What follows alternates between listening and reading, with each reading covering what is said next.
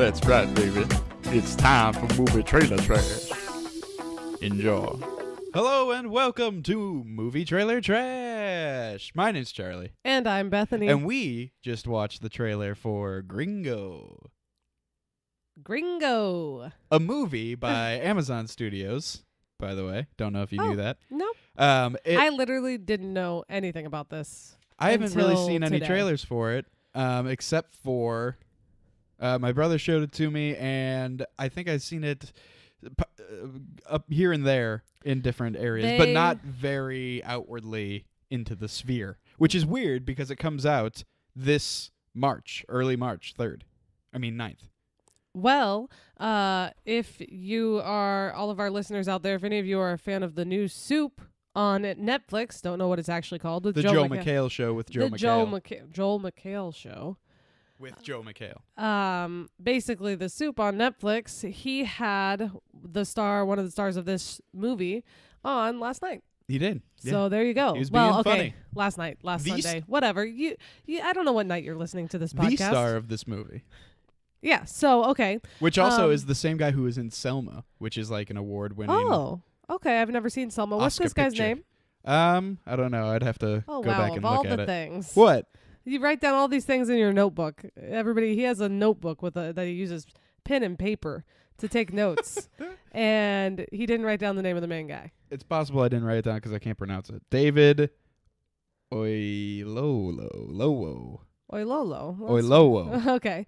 Well, anyway, he's British. We looked that up because he's doing an African accent in this. Uh-huh. So that's pretty cool. It seems pretty authentic. And he's doing an African accent of a character who is American, who's clearly lives in America, and is American, goes but to has Mexico. an African accent. Yeah. So he's the Gringo. Yeah. Right? Which is hilarious. Which I guess, I was going to look this up too. I was going to look up because they go back. Meaning? They make sure to tell you that he is. They say Harold, Gringo, when everyone's talking about it. Well, anyway, when I was a kid, my friend who was part Mexican told me that Gringo meant white person. But maybe it just means American. It probably is fluid. A person, especially an American, who is not Hispanic or Latino. So there you go. I always thought it was white. I mean, she probably just said that because that's how her uncle used it. I mean, whatever. Yeah, Gringo. I mean, I guess it's just I've only ever heard it for white people. Foreigner, but basically. Yeah, basically it's foreigner. So, but especially an American. Yes. And I mean, that makes sense because we are right above them. All right. So here's this trailer. Yeah, here's what's happening explain. in this trailer. Joel Edgerton and Charlize Theron are... Notice he knew their names. Hey, but she's African and Joel Edgerton's Australian. In real life? Yeah. She's South African? Yeah. Does she have an accent that I don't know about? No, she doesn't. Okay. So she grew up in America. Right. Okay. And Charlize Theron. And they run a pharmaceutical company that is trying to get a weed pill mass produced, and so they're doing it in Mexico first for whatever reason, and they cheap need manufacturing most likely. They need this guy Harold Gringo to hand deliver the pill again for some reason. Who knows? Because why. he's broke, so he's willing to do anything. Yeah. They probably offered they him a lot of money mentioned that he's and broke. whatever. His dad or somebody's like, "You're totally broke." And so once he gets to Mexico, this whole thing happens where he gets kidnapped by the cartel because apparently the company that he works for owes the cartel a whole bunch of money. Or no, they cut them off from their marijuana supply. And so they're all pissed off. And then they were selling to them a little bit. And then they were like, okay, now we got to stop so that we can sell legally. Charlize Theron and Joel Edgerton do not want to pay the ransom. And they hire this guy, Charlton Copley, another South African. Super cool guy to go and get Harold and bring him back without them having to pay. And his character said something about like, I track and hunt down like dictators. Yeah. There you go. So he's like, I think I can handle some random guy. Yeah. And so however, I think it would be way easier to track down a dictator than a rando. Yeah, they're always out in the open. Well, I mean, they're always standing on balconies giving speeches. Not just that, but like they're pretty high profile. They can't sneak around. They're always on balconies. Well, anyway, okay, so that's the gist. That's what it's about. What's going to happen is all this crazy stuff is going to happen, Yeah. and he's going to get picked up by a bunch of different people, and he's going to be a buffoon being passed back and forth between all of these different people. It's going to be a classic what can go wrong does go wrong kind of story. And Chaos. one thing that I'm going Hilarity. to bring up is that the writer for this is Matthew Stone. He wrote the screenplay and the story with some help from another guy. But Matthew Stone is the one I want to bring up because we just watched a movie. Was that last night or was that 2 nights ago? Doesn't matter because we don't know when these people are listening to this podcast. All right. Recently, very recently. The last couple days, we watched a movie called Big Trouble, which is a Tim Allen movie based on a book. And Came it's out very in 2002. It's very much like this, where all of these people converge at one time to make this chaotic, gangster, FBI, Russian terrorists, all of their stories Basically, converge all these different on, people are involved with one family for different reasons. and they all converge on this one kind of dummy that is like the center of the story. Yeah. And so this looks very, Chaos very similar happens. to it. Like when I was But way watching better. this, I was it's updated. I mean, just because the it's time updated. is updated. Yeah, that one was pretty dated. Yeah, but it was good. It was really good. But It was the really funny. special effects toward the end could have used some help for sure.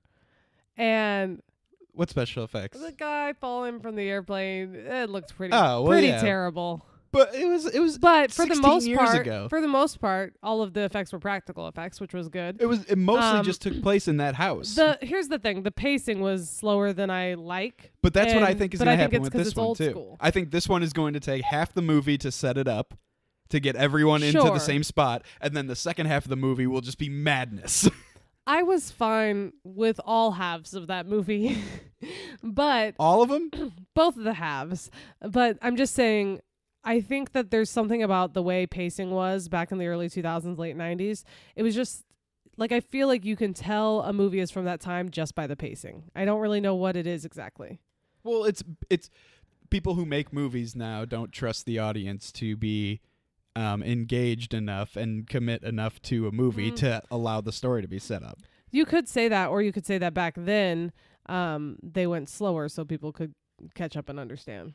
No, because so like in that movie specifically, and other movies like it where that is happening, they have to, like Guy Ritchie gangster movies before he became a big deal that they gave a bunch of money to ruin old movies. Guy Ritchie, so Lock, Stock, and Two Smoking Barrels, Snatch, Rock and Rolla. Boo. No, see, these are all great movies. Boo. Rock and Rolla. Boo. These are great movies that do the exact same thing. They start off really slow, setting up the characters where they need to be, what they're doing, with nothing's happening for a long time. with one idiot in the middle of it. And you can never understand a word that any of them say. And then you're like, can we go now? And then the second half of the movie, the big thing happens, and every single character in the movie is involved in it in some sort of way. And then it usually winds up ending and being resolved in some ridiculous fashion. Okay, but what's your point? I like these movies. Okay. And so I think this is totally movie different than those. is going to be very similar to that. Those movies take themselves way too seriously. No, but they're funny. They're goofy and They fun. can't be funny if you don't understand a word anybody's saying. Well, that's on you. They're not funny. This looks funny. That's not his fault This that movie you don't looks funny. understand Cockney. Look, I can't understand a word they're saying. A word of it. I mean, Jason Statham Cockney is insane. I've never had more trouble understanding anyone of any accent in my life as Jason Statham. Jason Statham when he's doing that in accent. Lock, Stock. But nonetheless, we totally digress. I think you're right, though, that this is a movie. It's the type of movie that we've all seen before. Even if you haven't seen any of those movies that Charlie just mentioned, even if you haven't seen Big Trouble, which you probably have not. I don't think it did well. I don't think so either. But it is. I think the reason for that is that we figured it out. The movie is about a nuclear bomb on being a plane, smuggled onto a plane, and then it almost going off on a plane, and it came out like 4 months after 2002. 9/11. Yeah. So we're guessing it was basically this sweet spot. We figured this out in 1999. A guy wrote a book Then they very quickly started making the movie. They made the movie, finished the movie. Then 9/11 happened, and then the movie's release date was like 3 months later. They probably actually, I wouldn't be even surprised if they delayed the release of it. Probably. But at that point, when somebody's just sneaking a bomb through and a gun through the airport, you're like, I can't even try and entertain this. But luckily, we've had this so much time since, and we just know it's an old, goofy movie that we're fine with it. Yeah. But here's the thing. That movie's really good. I think it is really funny. It's fun. It's on HBO right now. You should go watch it. Just remember that it is dated, and the pacing of the style is a little Putty is in it. less funny. Putty and Tim Allen. I just think that Zooey humor has Deschanel become is more in it. sophisticated over time. Jason Lee is in it. Sofia Vergara is in it. I think that there was a lot of funny things they could have gone with, but they would just do it once and then never go back to it. Like there was some funny stuff. He was in advertising. There's some funny stuff going on there, and then they just never really approached it again. It was just like a random thing. Like there's like a lot of little things where I'm like, they could have done better. I feel like comedy is more sophisticated today. I bet that it's one of those things and where more complete. it's a book, and so there probably was way more in there about it. Sure.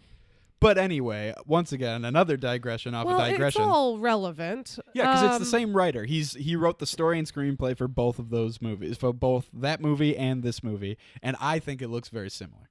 Yeah, and I think it looks more similar to some other movies, modern movies. Can't think of any at the moment. Well, I mean, Pineapple Express kind of uses that formula a little bit. Stuff. It's a good movie. I'm trying to think of another one that does that. Yeah, I'm trying. Oh well. I feel like it is kind of an old school thing to do because the kidnapping thing. It's like being kidnapped and like all the chaos and all the ridiculousness. It's like an old school thing to do because it's really you really have to be it's really good writing. You know what I mean? Story wise. Yeah. In order to get all of that to happen and to work like the way you want it to work. The Hangover? It's like The Hangover. A little bit. I mean, like, as far as the chaos, it's basically a movie about chaos, and that's what's funny. And chaos has been funny since the beginning of time. That's true. Running away from the woolly mammoth is hilarious. It was like, look at him getting gored by that woolly mammoth. Who would have thought? What an idiot. But something I noticed that I wanted to talk about is, say the name of that South African guy again. Charlton Copley? Charlton? I think that's right. Copley? I mean, I know that's how you spell it. Okay, so Charlton Copley. We both, if I could speak for you for a second, we both like him a lot. No one speaks for me. Okay, well, I'm your wife. But I do speak for the trees. Anyway, I think we both like him a lot. Am I right? I love him. So he has been in movies such as Free Fire, most recent one that I've seen. What was the one with Matt Damon? Well, District 9 is the most famous one that he's been in. District 9, amazing and then the movie. one with Matt Damon that people don't really like is Elysium. I Elysium, really like it a lot. But don't listen to the haters. People don't like it. But because it's very political. But the point is, and I don't even remember it as being very political. I just remember it as being very interesting and sci-fi and fun and action-y. And he plays kind of a bad guy in it, which is cool. If you haven't seen District 9, I think it's still on Netflix. Oh, and what's her name? Go watch it. Jodie Foster has a really weird accent in it, and people hated it. Oh, really? Well, it's one of those things, that movie, Elysium, is kind of like Oblivion to me, where it's like, they're both good movies, but I understand why people didn't go crazy for them. They're just like good movies. They're good, they're fun, and then you move on. You're not going to watch it over and over. But anyway, this guy, Charlton Copley, is really, really funny, in my opinion, and a really good actor. And everything I've seen him in, he has had his own South African accent. But in this one, he's clearly doing an American accent. What? I think that's his name in District 9. Oh, okay. WIKUS. But he's doing an American accent, and it kind of, to me, sounds like a surfer guy accent. Like, he's like, well, I don't know, man.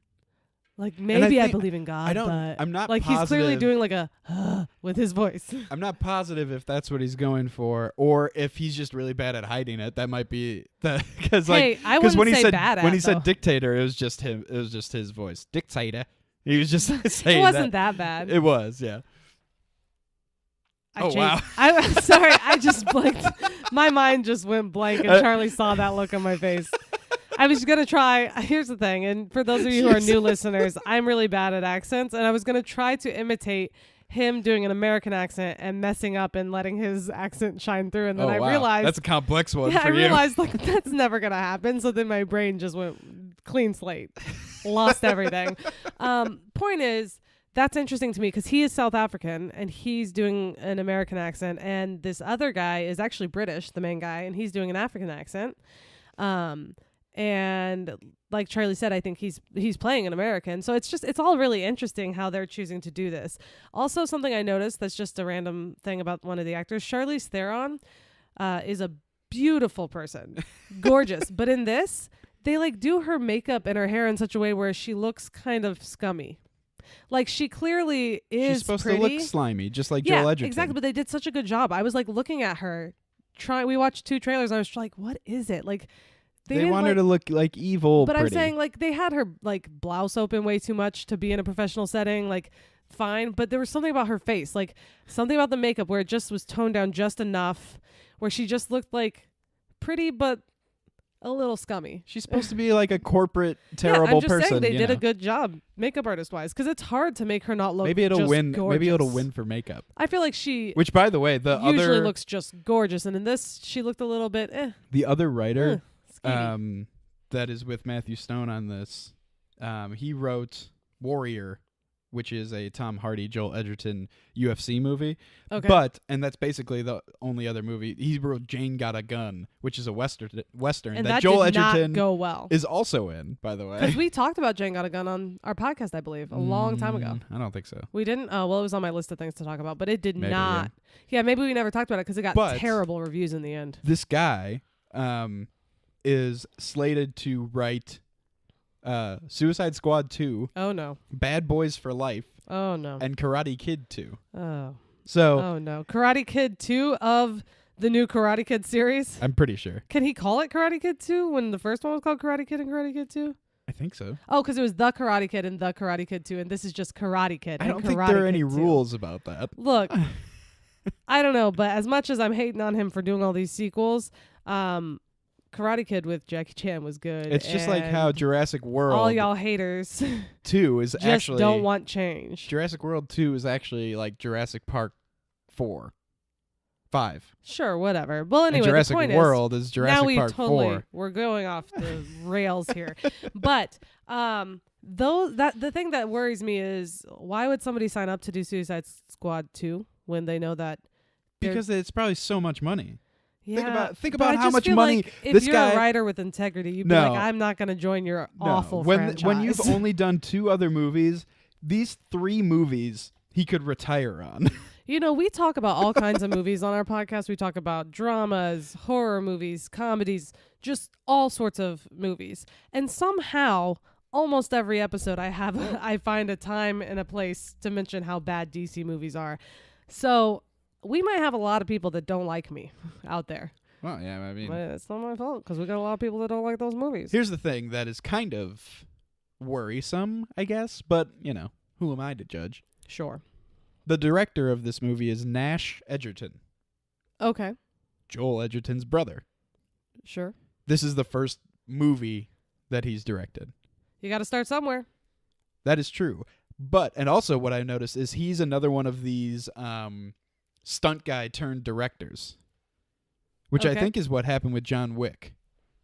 Or maybe it was, I don't know, what movie was that where it was the stunt guy became the director and it was awesome? I thought it was John Wick. I think it may have been John Wick. Yeah, that's definitely John Wick. That's why it was so awesome, because we were like, all the stunts in that are amazing, and it makes sense that the director cared a lot about them being amazing. And so when all of the craziness happens in this movie, I think it'll be even better than it could be. Like, definitely a lot better than in Big Trouble. But it's still, hopefully it'll still be a comedy. But all of the, details, basically, of the stunts and the car crashes and all of the different things that are happening in this will be perfect. Because he is a long-running stuntman. I'm pretty sure that it's, I saw that it said that he was Ewan McGregor's stuntman in the Star Wars movies. Cool. The prequels. Cool. Well, here's the thing. I think that the trailer to this movie looks really good. So if it's not a good movie, then they did a dang good job picking somebody to direct the trailer and create that. That is true. Because we know that a trailer can totally not be accurate. It can look really good and be bad, or vice versa. The people who make the trailers don't always do a great job. But I always love the casts that are like stars, but not no stars that you would ever see together, especially in this context, playing these roles and whatever. Well, I like movies that allow people to do different stuff. Well, yeah, and I mean they're not except for Charlton Copley. Charlton Copley is always a hired gun. Sure, but he's kind. great at what he does. So, but Charlize Theron is a super big star. Is a super big star. Yeah. But she's clearly not the main character. And I think, it's an interesting ensemble cast. I think it'll be really fun. And I think it's always fun when there's actors that I haven't seen before. So this main guy, has he been in anything else that I should know of? Selma. Oh, yeah, just deal. that. So and a few other things also. Yeah, I mean, I'm sure he's been other, He's more of a serious actor. Yeah, so this will be fun. Right. I think it'll be fun. Oh, and we forgot to mention that girl from Mamma Mia's in it. Great. Well, she's a well-known There person. she goes again. She's a well-known person. The second one of those is coming out too, by the way. Did you know that?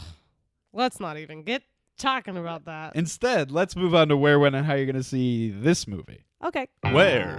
When? How? Are you going to see this movie? I am going to see this You're going movie. First. Okay. And I think it's coming out in theaters. Yeah, you said soon, right? Because it's an Amazon Studios movie, so it'll eventually be on Amazon for sure. Oh, sure, yeah. Absolutely be on Amazon Prime at some point. But I think it's good enough to go see in the theater. Coming out in March. So, That's like 2 days from now. Yeah. So it's coming out on March 9th, so it'll be next week. And, that's a good spot for a nice comedy. We still have to go see Game Night. Yes, we have to do that first. That's supposed to be really weekend. good. We'll be fine. We can see Game Night, we can see Gringo, and then we can get our palate cleansed for Avengers when that comes out. Okay, well, I too want to see this in theaters. I think that this movie is going to be, in a way, a lot like Free Fire, where it probably, I can't get into the Rotten Tomatoes score, but I think that it'll be good, but it probably won't be huge. Because like you said, there hasn't been a lot of advertising. So even if it is really good. But it'll be a real fun flick for a March movie. Oh, a real fun flick? flick? So I want to go see it, especially if we go ahead and get Movie Pass. Which, by the way... we should probably get on that. Amazon Studios is kind of kicking Netflix's ass in the movie department. Really? Why is that? Manchester by the Sea won a bunch of Oscars. Oh, in the movies that they make department. The Big Sick was one of the better comedies of the last 5 years. I didn't know they made that. That is a great movie. And then if this one's any good, or if this one's really good, just like The Big Sick was, then that's awesome. And like The Big Sick was different too, and directed by someone who doesn't have a lot of experience. I couldn't believe that a romantic comedy made me laugh harder than most comedies have ever made me laugh. That was such a good movie. It was. All right, do you want to go on and talk about the Rotten Tomatoes scores? Yeah, we're both gonna see it in theaters. All right, let's do it. Rotten Tomatoes percentages. Okay, so I'm going to go first on this one. Oh, really? I have an idea about my Rotten Tomatoes score guess. Like I said, I think it's going to be a lot like Free Fire, which in my opinion was a real good movie. But its score wasn't super high. I think this will get like a 72%. Now, I think that Free Fire got like 67%. So I'm giving this a little higher. Something like that, yeah. Which surprised me. Now, that's critics, 72%. And then maybe audience around the same, actually. I think that everyone's going to enjoy it, but it's not going to be like, oh my gosh, 80+%. No, I don't think so. Guess what I'm doing? What? Critics, 85%. Audience, 89%. This looks so good. It looks so fun and so interesting. And the actor... oh, God, Bethany is sneezing so much. The actors in it look really interesting, and I'm excited that this guy who's writing this also wrote Big Trouble, which is it's one of my favorites. Like Bethany said, it is very dated, obviously, but did you see it when it first came out? I saw it when I was in like early high school, I think. So maybe like 2006. I feel like Big Trouble for you is like Without a Paddle for me. Like, I understand that it's not a great movie, but I love it. And it made me laugh so hard when I was You know what? in high school, staying up late, watching it, because I'm a high schooler and I didn't have a license yet. Another good example of people like this, and another person that I love is Shane Black. His movies are kind of like this, like The Nice Guys and Kiss Kiss Bang Bang, where they all kind of converge That's a really at the good end example. to a big thing. And I really love movies like that, and I especially love them if they're comedies first, basically. Yeah, I think it's going to be good. I mean, I agree with you, but I don't know. Why on earth does it have such a small budget that we haven't even heard of it? Like, I get advertised movie trailers on because Facebook no more one- than anything else. No one cares about comedies. But I get advertised things like trailers specifically on Facebook more than anything else I get advertised to, because I always click on them and watch them because of this show. And I have not seen it. That's so weird. Why are All they... of their advertising budget goes to the Grand Tour. Maybe. Is that how you heard about it? No. I heard about it. My Oh, brother Amazon showed it to me. Prime. I thought you meant all of this movies advertising budget went to Grand Tour. No. Okay, I'm confused. No, all of Amazon's budget goes to the Grand Tour Oh, and fair enough. Whole Foods discounts. Sure. Well, anything else specific that you're thinking about on this movie that you're... I just want everyone to know that I'm really excited about it. You're cute. Oh, thank Yeah, you. I'm just so excited. I can't wait to see it. I'm looking forward to it. I mean, it's like one of those things where, we talk about this all the time, almost to the point where I'm sick of talking about it. But I'll just mention it real quick. Yeah. The comedies have to come back around at some point. Yeah, They've we been need so more terrible comedies. for so long. We need more fun. And, we also seeing talk this about one, fun movies. seeing this one that is so similar to ones that I love that are from that time in my life where they were better, in my opinion. Where there was more of them. More of them. There was yeah. more. It was more frequent. Yeah, there was more of them. That's a better way of putting it. We've been in a comedy drought. We've talked about this for a while. And I'm saying, like, this decade specifically. So starting at, when did this decade begin? 2010.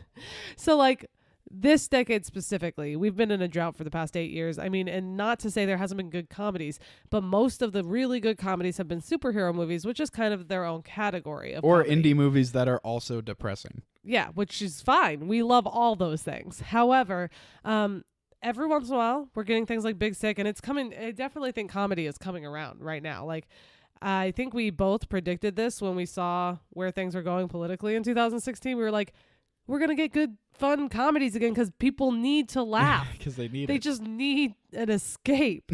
And we predicted it, and we were right. Nailed it. Oh. Bad high five.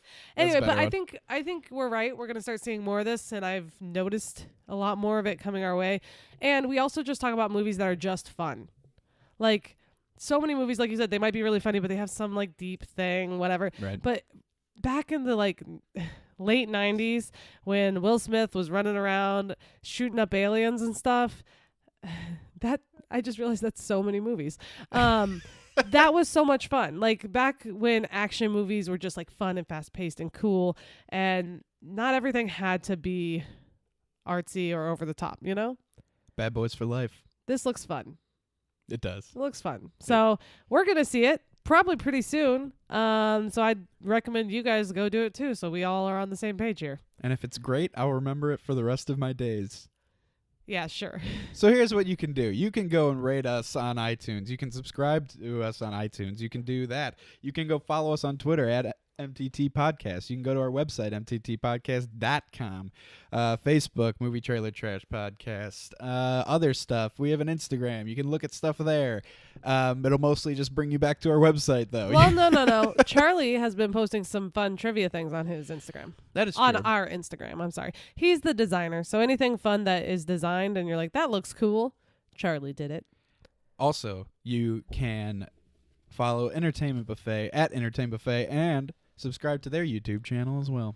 And finally, just a little heads up, we're going to be doing a movie poster giveaway soon. So just keep an eye out for that on Facebook. You will see it. You will know about it if you have liked our page. And probably if you haven't too. We're going to be pushing it out there for everyone to see. Y'all ready for posters?